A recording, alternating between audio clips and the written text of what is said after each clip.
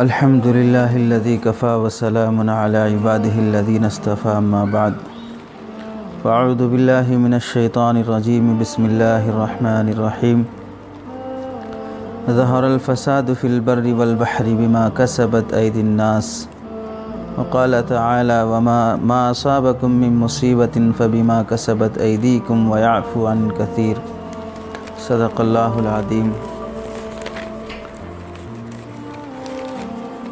تقریباً پوری دنیا اس وقت لاک ڈاؤن سے گزر رہی ہے۔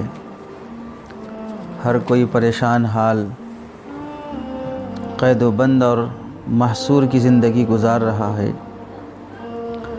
کرونا وائرس سے مرنے کا خطرہ تھا لوگوں کو، لیکن اب لاک ڈاؤن کے بعد بھوک مری سے مرنے کا خطرہ زیادہ ہو گیا۔ لاک ڈاؤن چونکہ اچانک رات کے 12 بجے اعلان کر دیا گیا 21 دنوں تک کا، اس سے ہر کوئی اپنی جگہ پریشان، خاص طور سے لیبر اور مزدور طبقہ جن کا گزر بسر روزانہ کی کمائی پر ہوتا تھا، جو لوگ معاش کمانے کے لیے دنیا کے اور ملک کے مختلف علاقوں میں دلی، کلکتہ، مالیگاؤں، حیدرآباد، سورت، کیرلا، ہندوستان کے ایک اسٹیٹ سے دوسرے اسٹیٹ تک گئے تھے، اچانک زندگی کا پہیہ جام ہو گیا، جس کی وجہ سے چھوٹے بڑے کارخانے بند ہو گئے، کمپنیاں، فیکٹریاں مقفل ہو گئیں۔ بہت سے کارخانے کے مالک اپنے مزدوروں کو اپنے پاس ٹھہرانے بھی تیار نہیں ہیں۔ لوگ سڑکوں پہ آ گئے، گھر واپس جانے کے لیے سواری نہیں ہے۔ بہت سے لوگ پیدل اپنا سفر چلنا شروع کر دیے۔ منزل سے پہلے ہی راستے میں تھکن، بھوک، فاقہ انہیں مجبور کر دیتا ہے بچوں کو، بوریا بستر کو، گھر والی کو ساتھ لے کے لمبا سفر کرنا، یہ خود ایک وائرس سے کم نہیں ہے۔ بدحال مسافر اور مزدور اسٹیشنوں پر، آسمان کے تلے، کھلے میدان میں، بس اسٹانوں پر، ریلوے اسٹیشنوں پر، مختلف جگہ پر مدد کے لیے پریشان حال ہیں، اور جو لوگ گھروں میں زندگی گزار رہے ہیں وہ بھی اپنی اس لاک ڈاؤن کی قید و بند کی زندگی کی وجہ سے بیماری کے خوف میں جی رہے ہیں۔ ایسا لگ رہا ہے کہ جس کے بھی اخبار، نیوز، سوشل میڈیا جو کچھ بھی دیکھ رہے ہیں، موت کی خبر سنتے ہوئے، وائرس اور جن جن لوگوں کو اٹیک ہوا ہے ان کے خبریں سنتے ہوئے، اور ڈیتھ جن جن کی ہو گئی، کتنی تعداد میں لوگ مر گئے، کس ملک میں کون مر گیا، کتنی عدد میں مر گئے، یہ سب سن کے ایسا لگ رہا ہے کہ ہم بھی بیمار ہی چل رہے ہیں۔ یہ خوف کے ماحول میں جیا جا رہا ہے۔ ایسے حالات میں لاک ڈاؤن اور اس کرونا وائرس سے ہم کو کیا سبق لینا چاہیے؟ اپنے گھروں میں اپنا نظام العمل والاوقات کیسا ٹائم ٹیبل بنانا چاہیے کہ ہماری یہ لاک ڈاؤن کی اور محصور اور قید و بند کی زندگی کارآمد بن سکے، جس سے ہم کچھ تعمیری اور مثبت کام انجام دے سکیں۔ پہلی بات تو ہمارے ذہن میں یہ بات ہونی چاہیے کہ جو کچھ بھی حالات آئے ہیں وہ اللہ کی مرضی کے بغیر نہیں آئے، اور ہمارے عمل دخل کا اس میں بہت بڑا حصہ ہے۔ جو مصیبتیں مخلوق کی طرف سے آتی ہیں اس سے بچنا ممکن ہے اسباب کے درجے میں، لیکن جو حالات، آزمائش اور مصیبتیں، حادثات و مصائب اللہ کی طرف سے آتی ہوں، خالق کی طرف سے آتی ہوں، اس سے بچنے کے لیے خالق ہی کی طرف لوٹنا پڑتا ہے۔ کسی نے مثال سے بڑی اچھی طرح سمجھایا کہ تیر چلانے والا اللہ ہو، مصیبتیں، حادثات، حالات اور وائرس، بیماریاں یہ سب تیر بن جائیں، مخلوق نشانہ بن جائے، ایسے موقع پر بچنے کے لیے مخلوق کس کا سہارا لے؟ جواب بڑا بہترین دیا گیا کہ ایسے موقع پر تیر چلانے والے کے قریب چلے جانا ہی اس تیر کے نشان سے بچنے کا ایک ہی ذریعہ ہے، کیونکہ تیر آدمی سامنے کی طرف چلاتا ہے، اور اس کے مخاطب بن کے کھڑے رہو گے، اس کے اپوزٹ میں کھڑے رہو گے تو مارے جاؤ گے۔ تیر چلانے والے کے قدموں میں گر جاؤ، ان حادثات کے تیر سے بچ جاؤ گے۔ اب یہ وائرس، آسمانی بلا، اللہ کی طرف سے ایک آزمائش اور عذاب، اس سے بچنے کے لیے اللہ سے قرب ہی ایک بہترین ذریعہ ہے۔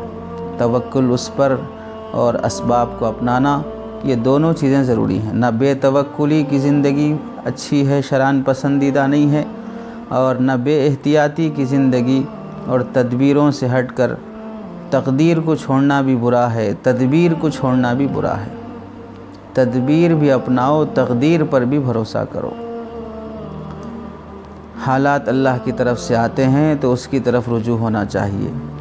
جیسے بڑی مثال سے سمجھایا گیا کہ ایک لومڑی اپنے بچے کی حفاظت کے لیے شیر سے درخواست کی کہ میرے بچے کی حفاظت کر لو، مجھے سفر درپیش ہے، جنگل کے تم بادشاہ ہو، تمہاری حفاظت میں اگر کوئی آ گیا تو پھر وہ محفوظ ہو جائے گا۔ بادشاہ جنگل کا لومڑی کے بچے کو پیٹھ پہ سوار کرا کے جنگل کی سیر کراتا، جنگلی جانور دیکھ کے حیرت زدہ رہ جاتے۔ لومڑی کے بچے کی بڑی شان۔ ایک دن اتفاق سے چیل آئی اور اوپر سے اس بچے کو لے گئی۔ لومڑی نے سفر سے واپسی پر شیر سے پوچھا میرا بچہ کہاں ہے؟ کہا وہ تو چیل کا نوالا بن گیا، میں نے تم پہ بھروسہ کر کے حفاظت میں دیا اور تم سے حفاظت نہ ہو سکی۔ شیر نے کہا میں زمین کا بادشاہ ہوں، جنگل کا بادشاہ ہوں، زمین سے کوئی مصیبت آتی تو بچا لیتا، آسمان سے یہ مصیبت آئی ہے، یہ میرے بس سے باہر کی بات ہے۔ تو اس میں اس بات کی طرف اشارہ ہے کہ مخلوق کی طرف جو مصیبت آتی ہے، انسان اس مصیبت کو روک سکتا ہے اپنی تدبیر کے ذریعے سے، اپنی پلاننگ کے ذریعے سے، اپنی طاقت اور صلاحیت کے ذریعے سے، جو کچھ اللہ نے اسے دی ہے۔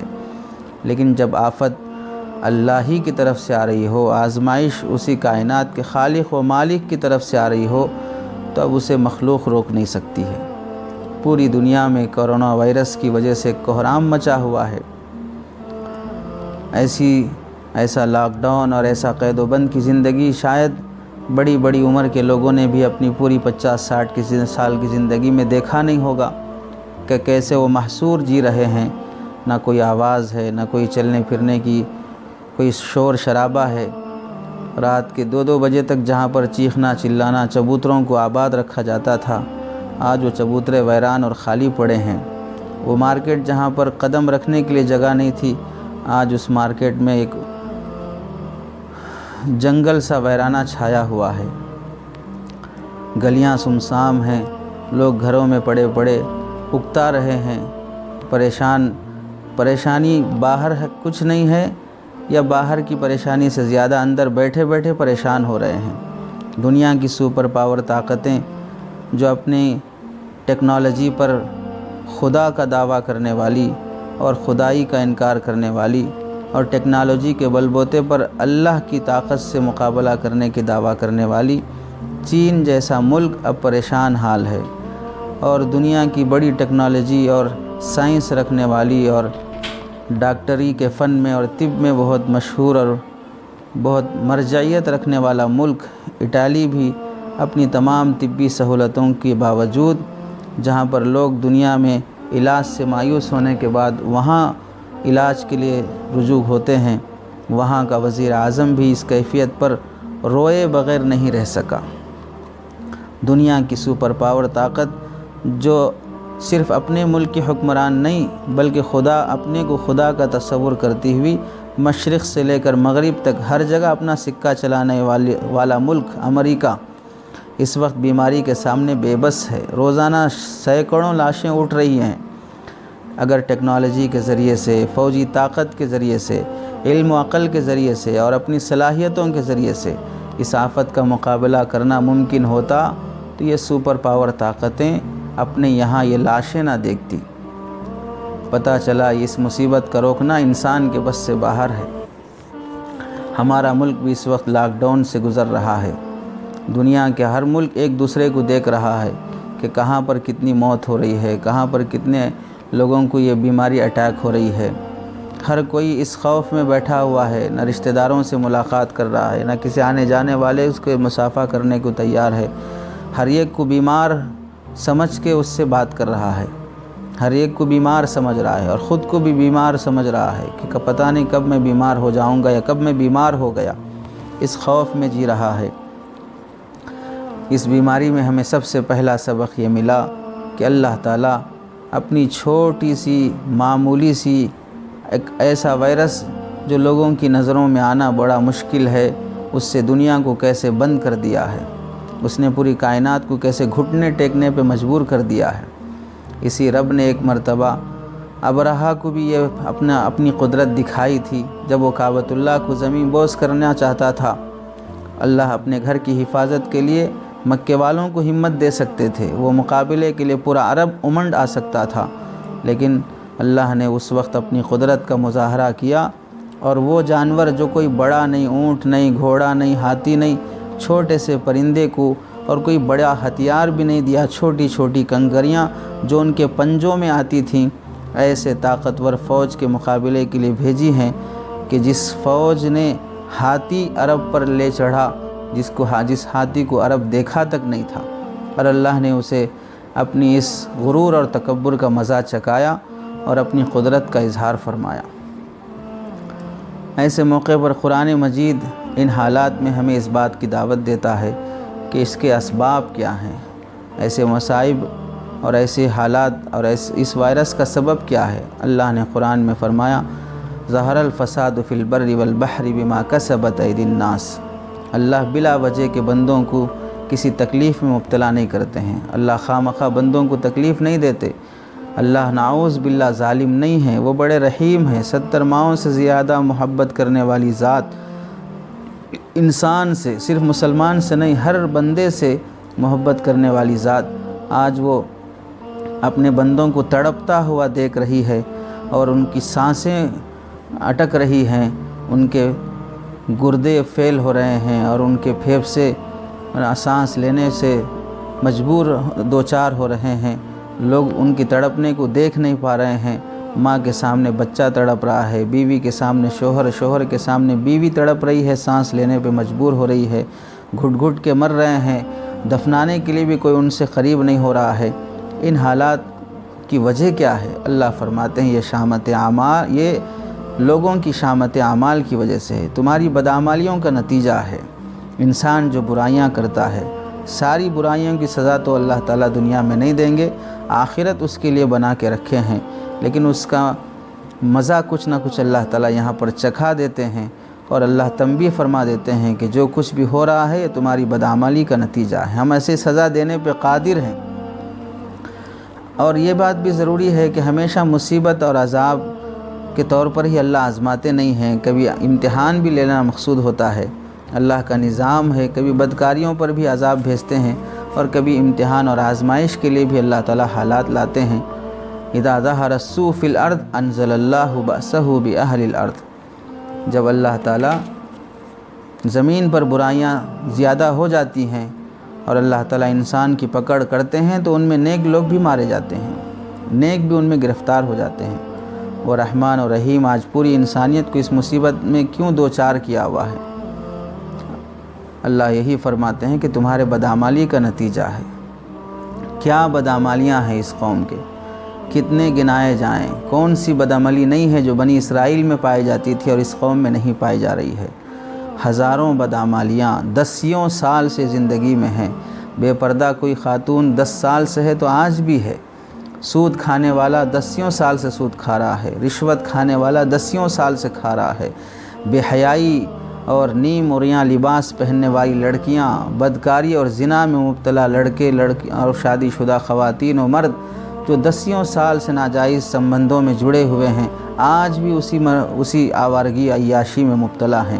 کون سا گناہ جو ہماری زندگی میں آیا اور چند دنوں کے بعد چھوٹ گیا ہو؟ نیکیاں ہماری زندگی میں آتی کم ہیں اور چھوٹ جلدی جاتی ہیں، گناہ جلدی آتے ہیں اور سالوں ہمارے ساتھ وہ دوستی ان کی ہو جاتی ہے، توبہ پہ توبہ کرتے ہیں پھر وہی گناہ ہوتے ہیں، سچی توبہ کرنے کے لیے تیار نہیں ہوتے، گناہ کا وبال، گناہ کا بڑا ہونا، اللہ کی نافرمانی کا وبال ہمارے ذہنوں سے ختم ہو گیا، گناہ کو معمولی سمجھا جانے لگا ہے۔ ان گناہوں میں سے بے حیائی کا گناہ دیکھ لیجئے، کتنی بڑھ گئی مسلمانوں میں بے حیائی، علل اعلان بے حیائی کے کام کرنے لگے ہیں۔ جب قوم میں کبھی بے حیائی عام ہو جاتی ہے، بے حیائی پر کوئی قوم اپنے کو عیب اور برا نہیں سمجھتی ہے تو اللہ نئی نئی بیماریاں پیدا کر دیتے ہیں جو آج سے پہلے دنیا دیکھی نہیں تھی۔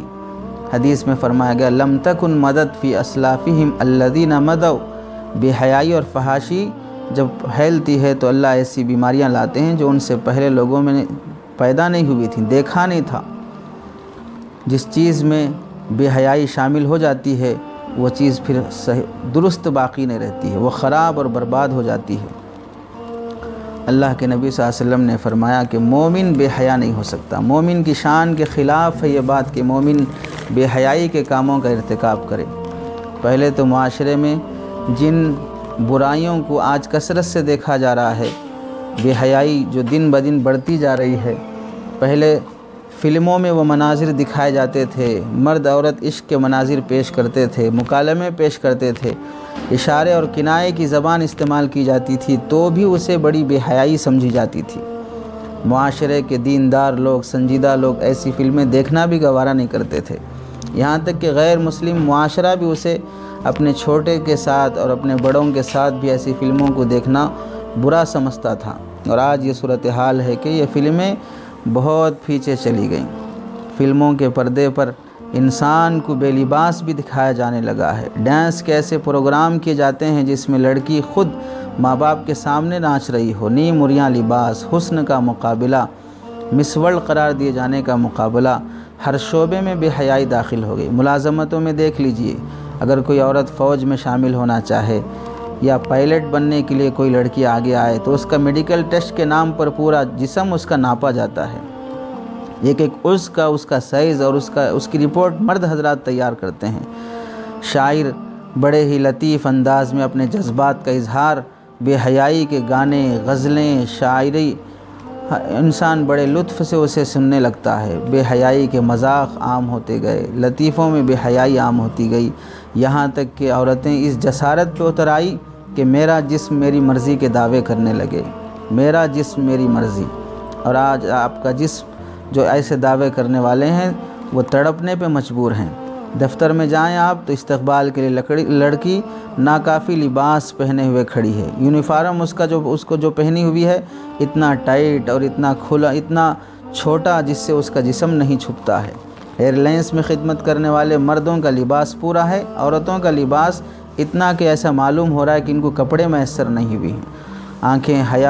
آنکھوں سے حیا ختم ہو گئی، حیا کے تذکرے اور حیا کے واقعات ختم ہو گئے، رشتوں کی حرمت ختم ہو گئی۔ باپ بیٹی، بیٹا سسر بہو، ساس داماد، بھائی بہن، جو حرام رشتے ہیں جن کے درمیان اللہ نے حرمت کی دیوار رکھی ہے، سلیم الفطرت انسان اس کا تصور نہیں کر سکتا ان رشتہ داروں کے ساتھ کوئی جنسی تعلق قائم کرے، لیکن آج یہ سب واقعات ہمارے معاشرے میں پیش آنے لگے ہیں۔ جب معاشرہ اس طرح بے حیائی پر اتر آئے تو پھر اللہ کی طرف سے عذابات آنا شروع ہو جاتے ہیں۔ اور آج اس لاک ڈاؤن کے زمانے میں بھی جب کہ سب لوگ، مرد عورت، بچے بوڑھے جوان، سب گھروں میں ہیں، ان حالات میں اللہ کی طرف رجوع، توبہ، استغفار کرنے کے بجائے ان حالات میں بھی گھنٹوں ہمارے ٹی وی کے سامنے، موبائل کے سامنے 10 گھنٹے، 8 گھنٹے جو جاب اور نوکری پہ لگائے جاتے تھے، آج وہ موبائل کے سامنے، لیپ ٹاپ کے سامنے، سسٹم اور انٹرنیٹ کے سامنے گزر رہے ہیں۔ دسیوں بے حیائی کے مناظر چھوٹے سے بڑا سب کے ساتھ دیکھ رہا ہے۔ ہر طرح کے گانوں کی آوازیں، 3 4 فلم یوں ہی دیکھ لیے جانے کو معمولی سمجھا جا رہا ہے۔ اذان کی آوازیں آتی تھی جس پر کبھی گھر والی بول دیتی، کبھی پڑوسی کی آواز آ جاتی کہ چلو نماز چلتے ہیں۔ اب اذانوں کی آوازیں بھی سنائی دینا موقوف ہو گئی، تو لوگوں کے جماعت سے نماز پڑھنے کا اہتمام، گھروں میں نماز کا وقت متعین کرنے کا اہتمام اور گھروں میں تلاوت کا اہتمام کتنے گھروں میں ہو رہا ہے۔ پورا وقت ہمارا فارغ ہے، گھروں میں بچوں کے ساتھ، بیوی کے ساتھ گزارنے کا اللہ نے موقع دیا۔ اس موقع سے ہم تعمیری اور مثبت کام، کوئی اچھا نتیجہ خیز کام کرنے کے بجائے کتنا وقت ہمارا ضائع ہو رہا ہے۔ پہلے جب مارکیٹ کھلا تھا، آفس کھلی تھی تو وقت پہ ناشتہ ہوتا تھا، وقت پہ کھانا ہوتا تھا۔ آج لاک ڈاؤن کے زمانے میں دیکھ لیں ناشتے کا وقت کتنا ہو رہا ہے، کھانے کا وقت کتنا ہو رہا ہے، سونے کا وقت کتنا ہو رہا ہے، کتنا فالتو ہمارا وقت ضائع ہو رہا ہے۔ لوگ کہتے ہیں کہ چین سے یہ چین کے ووہان شہر سے شروع ہوئی، چونکہ وہاں کے لوگ یاکلون الکلاب والقطط والخفافیش کہ کتے کھاتے ہیں، بندر کھاتے ہیں، چمگادڑ کھاتے ہیں، اس واسطے یہ بیماری وہاں سے شروع ہوئی ہے۔ تو ذرا غور کرو، ہم یہاں پر آپس میں گھروں میں بیٹھ کر کیا وہی حرام چیزیں نہیں کھا رہے ہیں؟ ناکل المیراث وحق الیتامى ولحم بعضنا بعض کہ ہم بھی تو میراث لوٹ کے کھا رہے ہیں، یتیموں کا حق لوٹ کے کھا رہے ہیں، بعض کی غیبت کر کے ایک دوسرے کا کچا گوشت چبا رہے ہیں۔ تو کیا اس پر اللہ کی طرف سے پکڑ نہیں آئے گی؟ کتا بلی کھانا اور چمگادڑ سانپ مگرمچھ کھانا اور چپکلی کھانا مینڈک کھانا گناہ اور حرام ہے، تو پھر میراث کھانا، یتیموں کا حق کھانا، ایک دوسرے کی غیبت کر کے ایک دوسرے کا گوشت کھانا، ایک دوسرے کو دھوکہ دے کے ایک پڑوسی کا حق مار کے لوٹ لینا، پارٹنر کو دھوکہ دینا، قرض لے کر واپس کرنے سے مکر جانا، حرام کی دولت جمع کرنے کی فکر میں لگے رہنا، یہ کہ ان حرام پر اللہ کی طرف سے کچھ پکڑ نہیں آئے گی۔ لاک ڈاؤن کے زمانے میں صرف گھروں میں رہنے کو اپنے اوپر لازم نہ کر لیں، لا تلزم بیتک فقط بل الزم صلاتک، نماز کو لازم کر لو، قرآن کو اپنے اوپر لازم کر لو، والزم اذکارک، اپنے اوپر ذکر کو لازم کر لو، اخلاق کو اپنانا لازم کر لو، وتربیت ابنائک، اس قید کے زمانے کو اللہ کی طرف سے ایک نعمت بنا لو، اس میں کچھ سیکھنے کا موقع مل جائے، تعلیم، تلاوت، ذکر، تعلق مع اللہ، معمولات یومیہ و مساحیہ، صبح کے معمولات، شام کے معمولات، اللہ کے سامنے گھنٹوں مراقبہ، اللہ کی یاد، اس میں ہمارا وقت گزرے، اس کا اہتمام۔ اور سوچو اس لاک ڈاؤن کے زمانے میں جب ہمیں سہولت کے ساتھ اپنے کو صبح کے اوقات میں چند گھنٹے سبزی اور سودا سب کچھ خریدنے کا بھی موقع مل رہا ہے، اس کے بعد اپنی آزادی کے ساتھ ہم اندر بیٹھے ہوئے ہیں، لیکن ایک دور مسلمانوں پر ایسا گزرا بعض ملکوں میں، اور اس ملک کے کشمیر کے مسلمانوں پر، برما کے مسلمانوں پر، فلسطین کے مسلمانوں پر سالوں ایسے وقت گزرا ہے کہ انہیں باہر نکلنا ان کے لیے جان کا خطرہ تھا۔ وہ گھروں میں کیسے محصور زندگی گزارے ہیں۔ جب حال میں 370 ایکٹ ختم کیا گیا، کشمیر میں کرفیو رہا، مہینوں تک وہاں سے نیٹ بند کر دیا گیا، فوج اتار دی گئی، تو وہاں کشمیریوں نے کیسے زندگی گزاری؟ فلسطین میں روز صبح شام جانے جاتی ہیں مسلمانوں کی، کیسے وہ گھروں میں زندگی گزار رہے ہیں؟ ظالموں کے ظلم کی وجہ سے مسلمان محصور زندگی گزار رہے ہیں، تو ان کا احساس پیدا کرو کہ وہاں پر کیا خوف کے ماحول میں لوگ جیے ہوں گے۔ آج ایک چیز وقت پہ لانے کے لیے گھر سے باہر نکلتے ہیں تو دکانیں بند ہے، وہاں پر تو نکلنا ہی بند تھا، تو کیا کیسے حالت میں کن حالات میں مسلمانوں نے زندگی گزاری ہے۔ جن ملکوں میں اسلام پر پابندی لگ گئی، وہاں پر نمازوں پر، مسجدوں پر پابندی لگ گئی، اپنے گھروں میں رہ کر وہ اسلام کو کیسے زندہ رکھے۔ جہاں قرآن پڑھنا جرم تھا، اذان دینا جرم تھا، مسجدوں میں آنا جرم تھا، کوئی اللہ کا نام لے لیتا تو وہ جرم شمار کیا جاتا تھا، ان ملکوں میں اسلام کو کیسے باقی رکھا گیا۔ وہاں پر قبر کھود کر قبر میں مردے کو دفنانے کے بہانے قرآن پڑھا جا رہا ہے، رات میں کہیں جنگل میں ایک ہفتے کا توشہ لے جا کر حافظ صاحب کے ساتھ وہاں قرآن محفوظ کیا جا رہا ہے، کہیں پر صرف بھیک مانگنے کے ارادے سے گھر پہنچ کر وہاں سے حدیث سیکھی جا رہی ہے۔ تو کیسے کیسے قرآن کو محفوظ کیا گیا اور حدیث کو محفوظ کیا گیا، کیسے بچوں کا حفظ قرآن مکمل ہوا، اس کا تصور نہیں کیا جا سکتا ہے۔ آج مسجدوں سے نہیں روکا گیا ہے، بلکہ ہر گھر کو مسجد بنانے کو کہا گیا ہے۔ مسجدوں میں الحمدللہ اذان بھی ہو رہی ہے، 4-5 افراد نماز جماعت سے ادا بھی کر رہے ہیں، یہ صرف مسجدوں کو جانے سے روک دیے، تمہیں یہ کہا جا رہا ہے اپنی گھر کو مسجد بناؤ، اپنے گھر میں تلاوت، اپنے گھر میں نماز با جماعت، اپنے گھر میں اگر اذان محلے کی سنائی نہیں دیتی ہے تو اپنے گھر سے اذان کی آواز۔ اور وبا اور طاعون کے زمانے میں اذان دینے کو فقہا نے مستحب لکھا ہے۔ ان حالات میں بھی اگر مسلمان بیدار نہیں ہوا اور پھر حالات سے سبق نہیں لیا، کرونا وائرس اس واسطے نہیں آیا ہے کہ ہمیں مار دے، کرونا وائرس اس واسطے نہیں آیا ہے کہ ہمیں مار دے، کرونا وائرس اس واسطے آیا ہے کہ ہماری ضمیروں کو جگائے، ہمارے ضمیروں کو جھنجھوڑے، اس واسطے آیا ہے۔ جاءت لتحیی، کرونا تمہیں زندہ کرنے کے لیے آیا ہے، لتحیی ضمیر الامہ، امت کی ضمیر کو زندہ کرنے کے لیے، ہم اپنی غفلت کی نیند سے بیدار ہو جائیں۔ کہاں سو رہے تھے، کس خدا کو بھول کے جی رہے تھے؟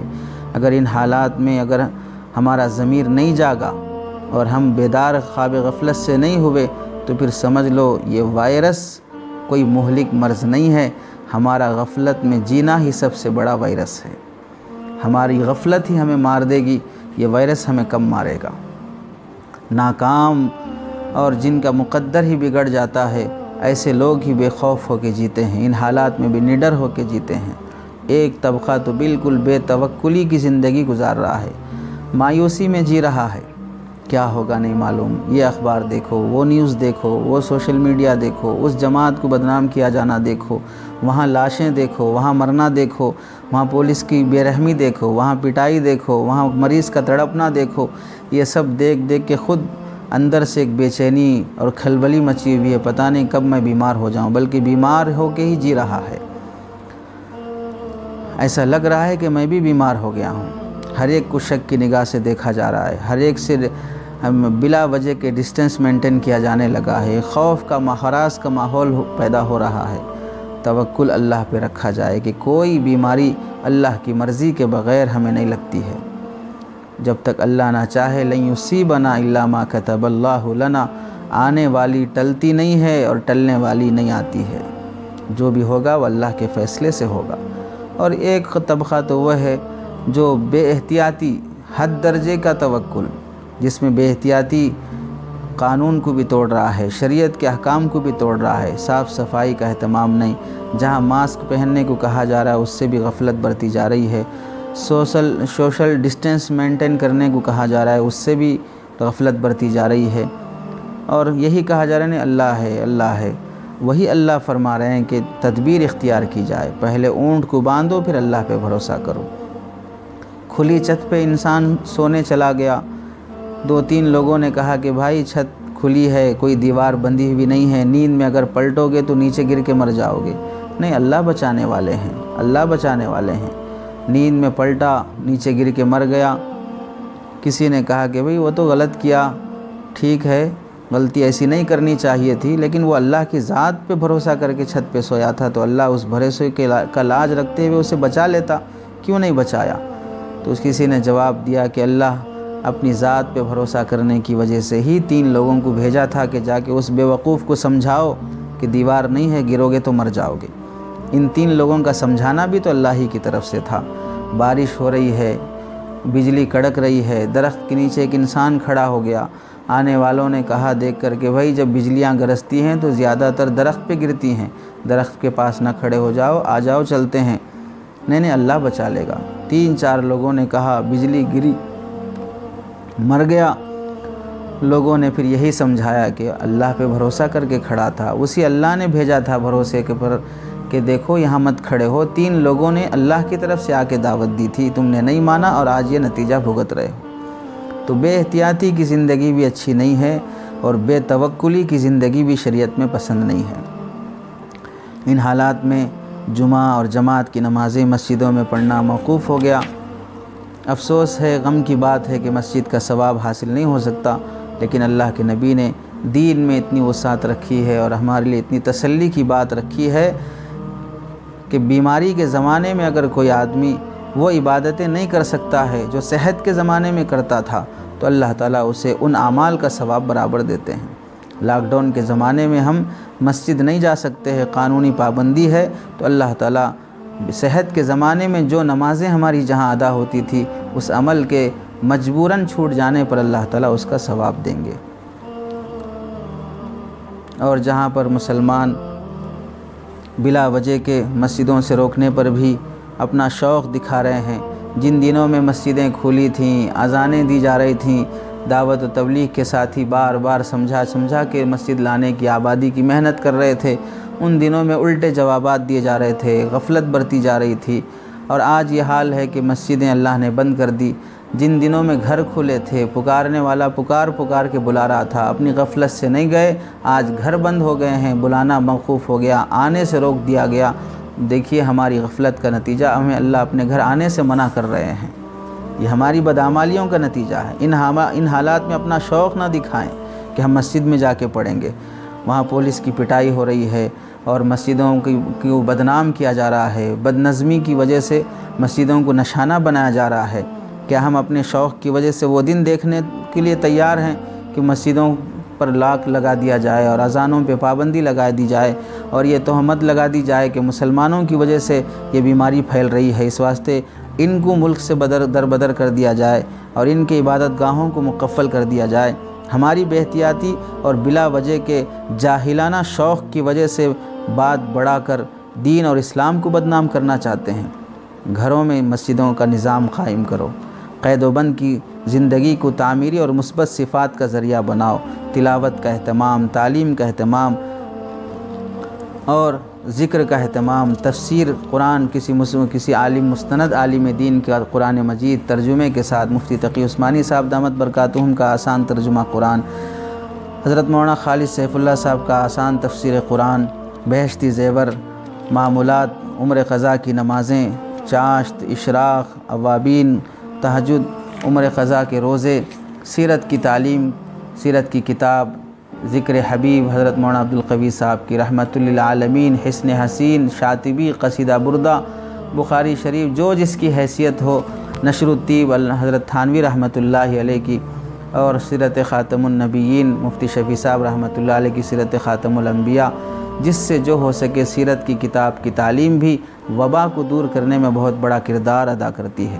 نشر الطیب کے متعلق مشہور ہے کہ جن دنوں میں حضرت تھانوی رحمۃ اللہ علیہ کے زمانے میں تعاون پھیلا تھا، جب وہ سیرت کی کتاب لکھی جاتی اس دن کوئی موت کی خبر نہیں سنی جاتی، اور جس دن وہ کتاب لکھی نہیں جاتی اس دن موت کی خبریں سنی جاتی۔ تعاون کی بیماری کی وجہ سے حضرت نے پھر مسلسل روزانہ کتاب لکھنا شروع کیا، تو اللہ نے اس کتاب کی برکت سے، سیرت کی کتاب کی برکت سے اس وبا کو چند دنوں میں ختم کر دیا۔ تو تعلیم، سیرت کی کتاب کا پڑھا جانا، اپنے بچوں کو سیرت کی کتاب، نبی کی زندگی سے واقف کرانا، خواتین صحابیات کی سیرت سے واقف ہونا، یہ ہمارے لیے بہت اہم چیز ہے۔ ان حالات میں بھی گناہ سے بچا نہیں جا رہا ہو، فلمیں دیکھی جا رہی ہوں، سیریل دیکھے جا رہے ہوں، گانے سنے جا رہے ہوں، پہلے سے زیادہ گانوں کی آوازیں آ رہی ہوں، گھنٹے گھنٹے فیملی بیٹھ کر، چھوٹے بڑے بیٹھ کر سب بے حیائی کے مناظر دیکھے جا رہے ہوں، تو بتائیے ان حالات میں اللہ کو رحم کیسے آئے گا؟ ہم اپنے گناہوں سے ان حالات میں بھی توبہ نہیں کریں گے۔ بچوں کی تربیت کے لیے قصوں کی کہانیاں ہیں، قصوں کی کتابیں ہیں، تربیتی کہانیاں، اخلاقی کہانیاں، صحابہ کا بچپن، بڑوں کا بچپن، اولیاء کا بچپن، ان کے ساتھ ان کی تربیت کے واقعات سنانا۔ بچوں کا مزاج ہوتا ہے قصے واقعات سننے کا، وہ بار بار اصرار کرتے ہیں۔ اچھا موقع ہے کہ اچھے قصے سنائے جائیں، ذہنی تربیت کی جائے۔ یہ نہ کہو کہ انہیں کیا قصے سمجھ میں آتے، کیا یاد رہتے، خالی تختی ہے، جو دو گے وہ نقش ہو جائے گا۔ ذہن بنانے کا بہت اچھا موقع ہے۔ گود کا دیا ہوا بھولا نہیں جا سکتا، گھٹی کی حیا ختم نہیں کی جا سکتی ہے۔ بچپن ہی سے بچوں کا دینی ذہن بنانے کی فکر کی جائے۔ گھر والوں کے ساتھ رہنے کا موقع ملا ہے۔ نبی اپنے گھر والوں کے ساتھ کیسے رہتے تھے؟ گھر میں کبھی صفائی دے رہے ہیں، برتن دھو رہے ہیں، اپنا کپڑا خود سل رہے ہیں، آٹا گوندنے میں ساتھ دے رہے ہیں، بکری کا دودھ نکال کے لا رہے ہیں۔ اب آفس کی وجہ سے، جاب اور نوکری کی وجہ سے گھر میں وقت نہیں دیا جا رہا تھا، اللہ نے گھر میں وقت گزارنے کا موقع دیا ہے، تو اب گھر والوں کے ساتھ کیسے رہنا چاہیے؟ نبی کی زندگی دیکھی جائے، نبی گھر والوں کا کیسا ساتھ دیتے تھے، گھر والوں کے ساتھ کیسے پیش آتے تھے۔ دسترخوان کبھی اٹھا لیے اور کبھی گھر کے کام کاج میں ساتھ دے دیے۔ بالکل ایسے نہ پڑے رہیں گھروں میں بیل کی طرح کھا رہے ہیں، بس اپنا ٹی وی دیکھ رہے ہوں اور موبائل چلا رہے ہوں، اور کچھ کام نہ ہونے کے باوجود بھی اپنے کو بہت بزی اور مصروف لگا کے چل رہے ہوں، بلکہ گھر والوں کے ساتھ ایک اچھا خوشنما اور اخلاقی ماحول کا موقع ہے۔ جو تجوید سے قرآن نہیں پڑھتے ہیں ان کے لیے آن لائن درس بھی چل رہا ہے، جو انگلش سیکھنا چاہتے ہیں ان کے لیے بھی آن لائن گھروں میں بیٹھ کے لوگ کمائی کر رہے ہیں، پڑھانے کا بھی نظام جاب کر رہے ہیں، آن لائن ٹیوشنز چل رہے ہیں، تفسیر اور درس مسائل ہو رہا ہے۔ اوقات بنائیں، اوقات متعین کریں، کون سا کام کس وقت کرنا چاہیے۔ جس طرح اللہ کے راستے میں جماعت میں جو جاتے ہیں، نکلنے کے بعد صبح سے شام تک کا مشورہ ہوتا ہے، 10 بجے تعلیم ہوگی، اتنے بجے کھانا ہوگا، اس فلاں عمل یہ کریں گے، فلاں عمل یہ کریں گے۔ گھر کو ایک جماعت کی شکل بنا دو، ناشتے کا وقت طے کرو، نماز کا وقت طے کرو، تعلیم کا وقت طے کرو، تلاوت کا وقت طے کرو۔ اس وقت میں سب ایک جگہ جمع ہو جائیں، اجتماعی طور پہ تلاوت ہو، دعا ہو، اللہ کے سامنے توبہ استغفار ہو۔ یہ نظام نہیں بنایا جائے گا تو خالی وقت ایسے ہی 10 گھنٹے ملنے کے باوجود بھی وہ کام بھی نہیں ہو پائیں گے جو عام ورکنگ ڈیز میں ہوتے تھے۔ آدمی مصروف رہ کے جو کر لیتا تھا، آج وہ فری رہ کر بھی وہ کام نہیں کر پائے گا۔ بہت سے گھروں میں بچے بڑے سب ایک جگہ پر رہ رہے ہیں، ایسے موقع پر بچوں کے ساتھ سخت زبان استعمال نہ کی جائے، چھوٹی چھوٹی باتوں پہ ٹوکنے سے احتیاط کیا جائے، پیار محبت کی زبان استعمال کی جائے، نظر انداز، درگزر کرنا، اچھے انداز سے سمجھانا، نرمی سے سمجھانا۔ جیسا انداز تم ان کے ساتھ پیش کرو گے وہی انداز وہ اپنائیں گے۔ ایسا نہیں ہوتا کہ تم سختی کرو اور بچے نرم ہو جائیں۔ بچوں کے ساتھ نرمی سے پیش آؤ تو بچے تمہاری نرمی بھی سیکھیں گے۔ بڑوں سے ہر چیز سیکھتے ہیں، تو اس اعتبار سے بچوں سے نرمی سے پیش آنا، اچھے مثبت واقعات سنانا، احتیاطی تدابیر اپنانا۔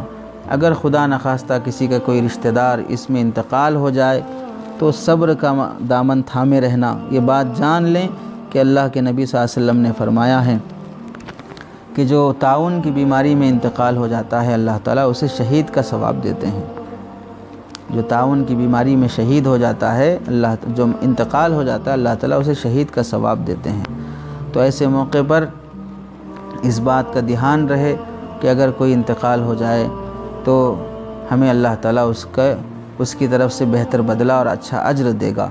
اور ایسے ہی لاک ڈاؤن کے زمانے میں جو لوگ تنگ دست ہیں، محتاج ہیں، گزارے کے لیے بڑی پریشانی ہو رہی ہو، ان کو بالواسطہ یا بلا واسطہ خاموشی سے مدد کر دیں، ان کی غربت کا مذاق نہ اڑائیں، اس کا فوٹو لے کر اسے سوشل میڈیا پر اس کی عزت نفس کو ٹھیس نہ پہنچائیں، اور ریاکاری کی وجہ سے اپنے اس صدقے اور خیرات کو اکارت اور غارت ہونے سے بچائیں۔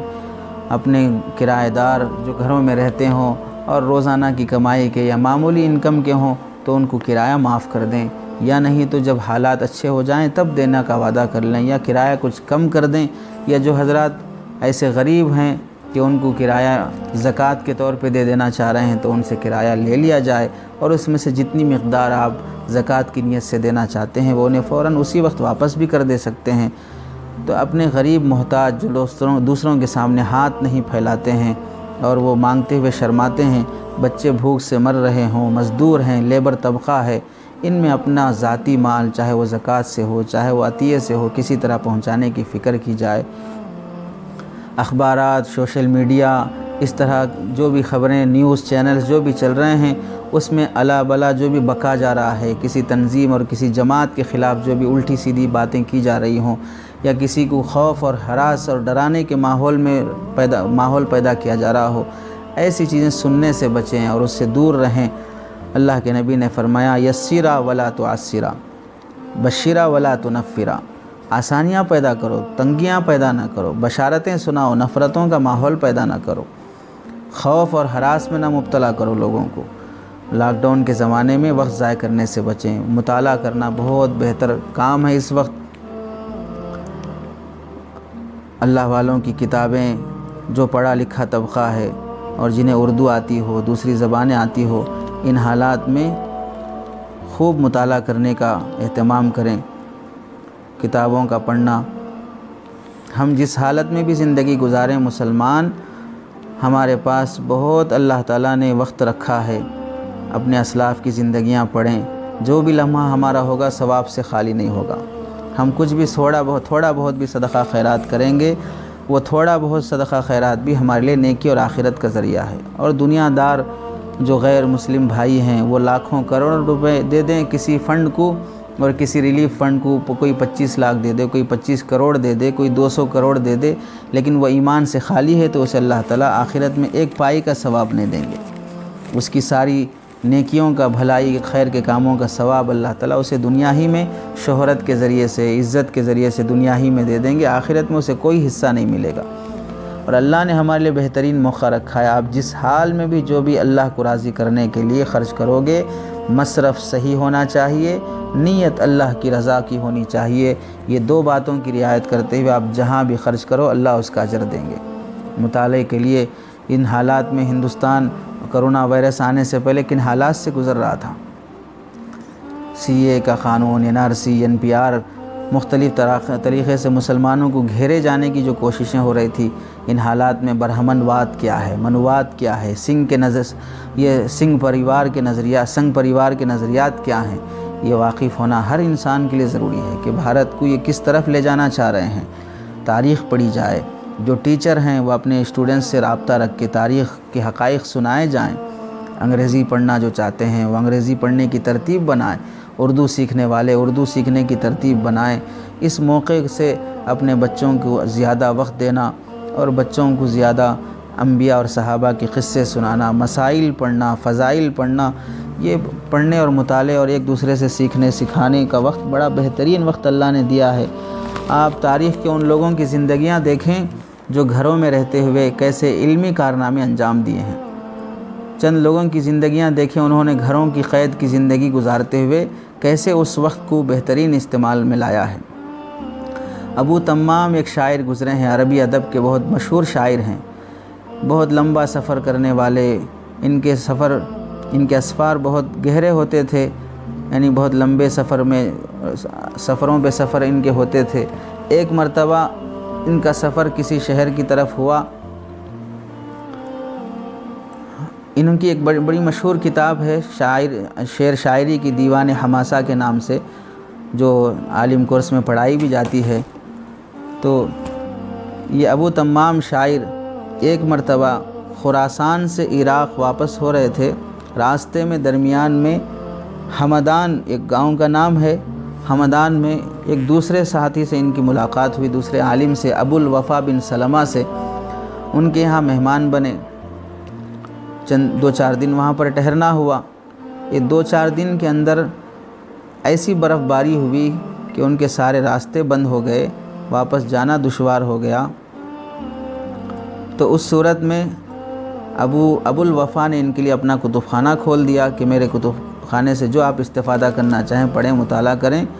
تو ابو تمام ان کے کتب خانے میں بیٹھ کر مطالعہ کرنا شروع کیے، اشعار کا انتخاب کرنا شروع کیے، عربی اشعار جمع کرنے لگے، یہاں تک کہ برف جو پگھل رہی تھی، جم گیا تھا، وہ پگھل گئی، راستہ صاف ہو گیا۔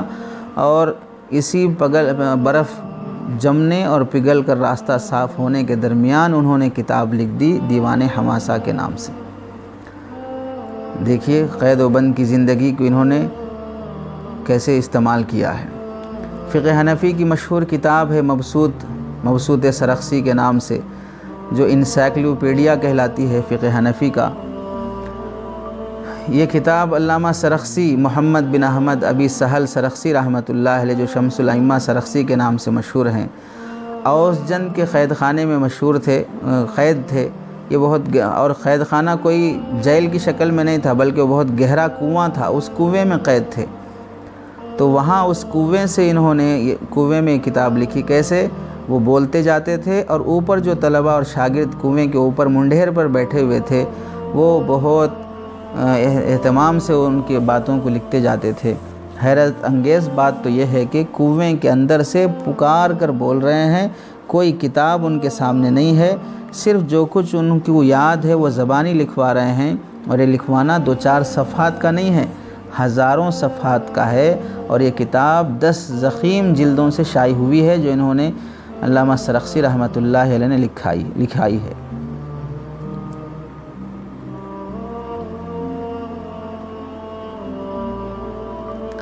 امام سرخسی قید کی حالت میں اس کتاب کو لکھنے کا تذکرہ اپنی کتاب میں متعدد جگہ کیے ہیں۔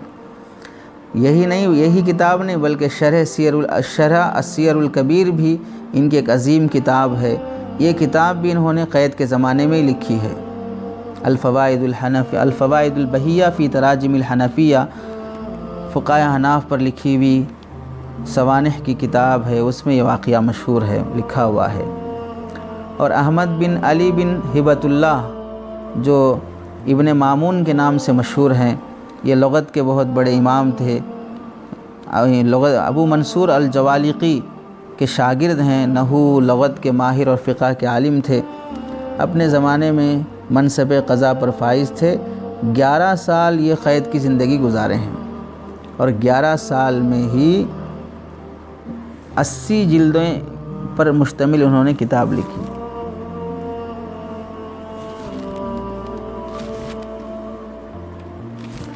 اسی جلدوں پر مشتمل کتاب لکھی ہے، جو فن لغت میں مشہور اور بہت فائدہ اٹھائی جانے والی کتاب ہے۔ شیخ الاسلام علامہ ابن تیمیہ رحمۃ اللہ علیہ کے کمالات سے کون واقف نہیں ہے؟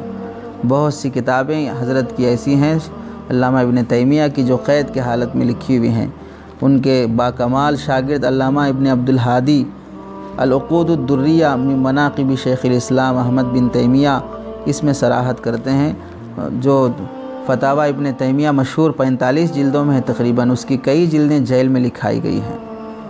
محمود بن اسرائیل جو ابن قاضی سماویہ کے نام سے مشہور ہیں، فقہاء احناف میں سے ہیں، اپنے زمانے کے قاضی تھے، فقہ حنفی کی ایک کتاب لطیف الاشارات کے نام سے لکھی، پھر اس کتاب کو التسہیل کے نام سے اس کی شرح لکھی، اور یہ کتاب بھی انہوں نے تونس میں موجود یہ کتاب بھی انہوں نے قید کی حالت میں لکھی ہے، جیل کی حالت میں، جب جیل میں محبوس تھے اس حالت میں لکھے ہیں۔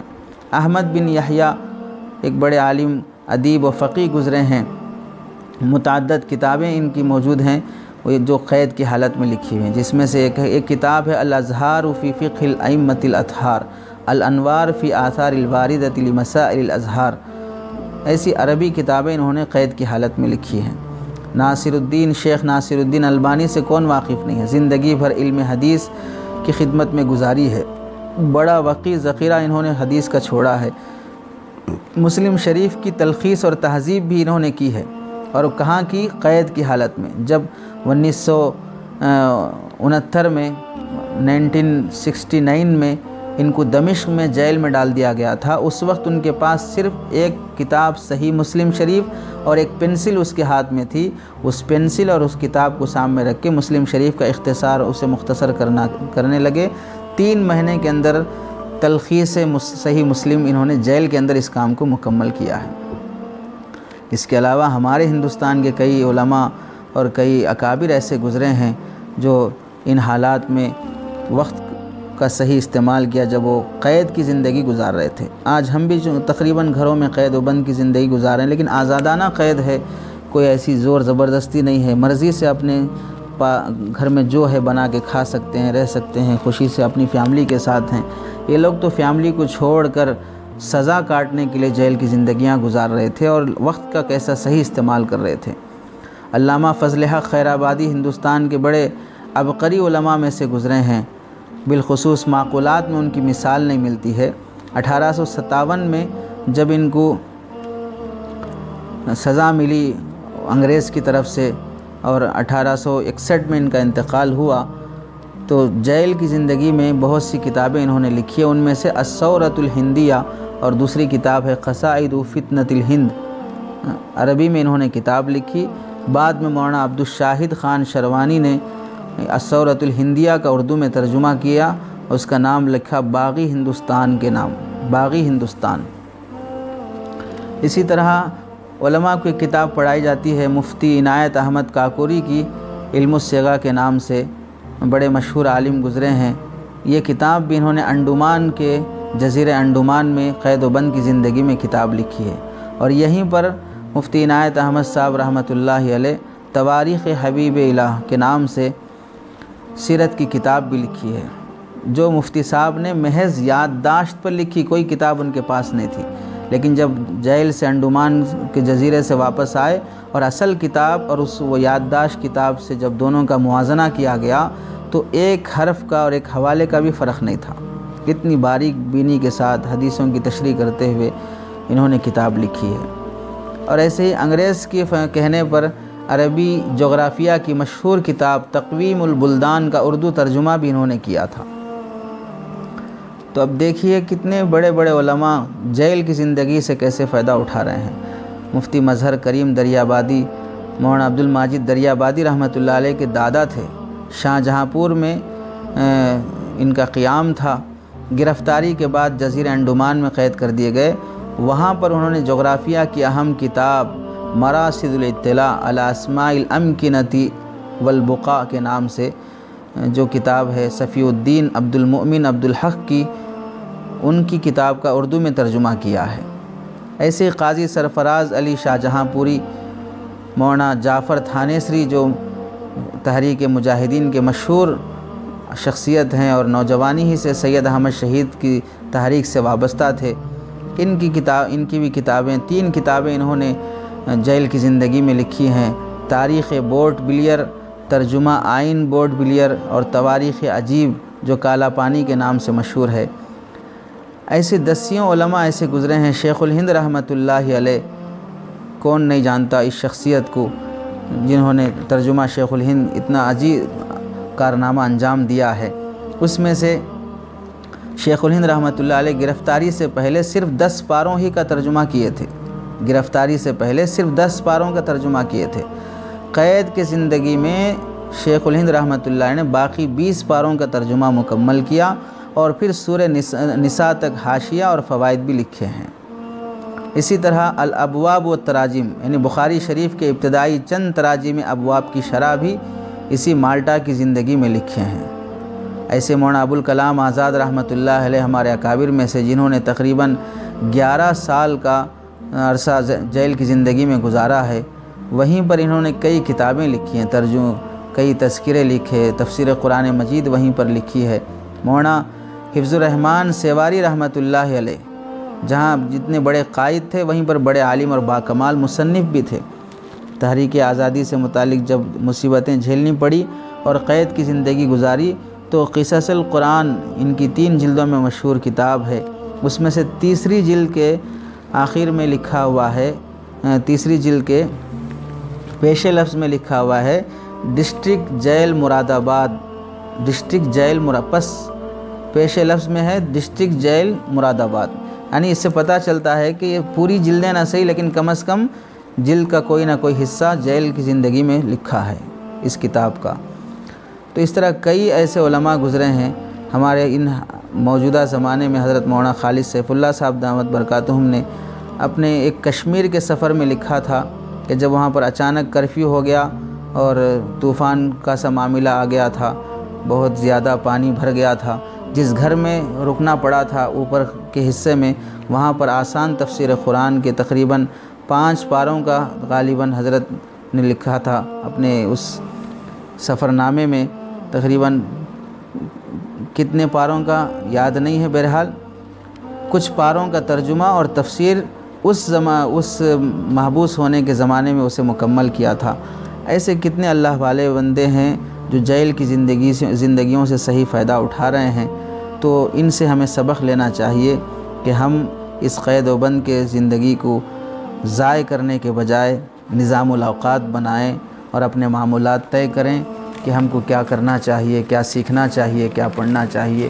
آن لائن جو کلاسز چلتے ہیں اس کا اہتمام ہو، ٹی وی اور فلموں سے بچنے کا اہتمام ہو، بچوں کی تربیت کا اہتمام ہو، اخلاق سے پیش آنا ہو، سیکھنے کا موقع ہے، سیکھنے کی طرف زیادہ توجہ ہو۔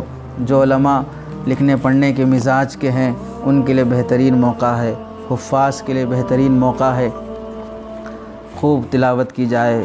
بہت سی جگہ پر تو روزانہ ایک قرآن ختم کیا جا رہا ہے، بخاری شریف ختم کی جا رہی ہے، قصیدہ بردہ ختم کیا جا رہا ہے، اکابر کی زندگیاں، سیرت کی کتابیں پڑھی جا رہی ہیں۔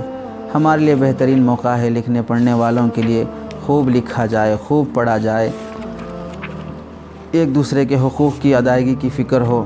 اگر ویڈیو کالز کرتے ہیں رشتہ داروں کو تو اپنے بچوں کو رشتہ داروں سے خوب تعارف کیا جائے، رشتوں کی اہمیت بتائی جائے، ایک دوسرے کی خیرخواہی کی جائے، بیوی کے ساتھ اچھا سلوک، بیوی اپنی ذمہ داری خوش اسلوبی سے نبھائے اور شوہر اپنی ذمہ داری خوش اسلوبی سے نبھائے، ایک دوسرے کے لیے، جیسے اللہ نے فرمایا ہن لباس لکم وانتم لباس لہن، تم ان کے لیے لباس اور وہ تمہارے لیے لباس ہیں۔ لباس کیا ہوتا ہے؟ ایک دوسرے کے عیب کو چھپاتا ہے۔ کپڑے پہن لیے، اندر کا عیب چھپ گیا، بیوی شوہر کے عیب چھپائے، شوہر بیوی کے عیب چھپائے۔ لباس کیا کرتا ہے؟ سردی اور گرمی سے بچاتا ہے، زندگی کے سردی اور گرمی کے حالات سے ایک دوسرے کو بچانے والے بنیں، ایک دوسرے کے لیے پروٹیکشن اور تحفظ کرنے والے بنیں۔ لباس انسان کو خوبصورتی اور زینت دیتا ہے، میاں بیوی ایک دوسرے کے خاندان میں نیک نامی اور زینت اور عزت کا سبب بنے۔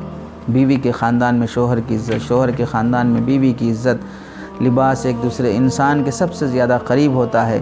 میاں بیوی اپنے معاملات میں کسی دوسرے کو انٹرفیئر ہونے نہ دیں، کسی دوسرے کو دخل دینے کا موقع نہ دیں۔ شادی کی سب سے بڑی کامیابی یہ نہیں ہے کہ ہمیں اچھی بیوی مل جائے، اچھا ساتھی مل جائے، بلکہ اچھا ساتھی بننا ہی اچھی بڑی کامیابی ہے۔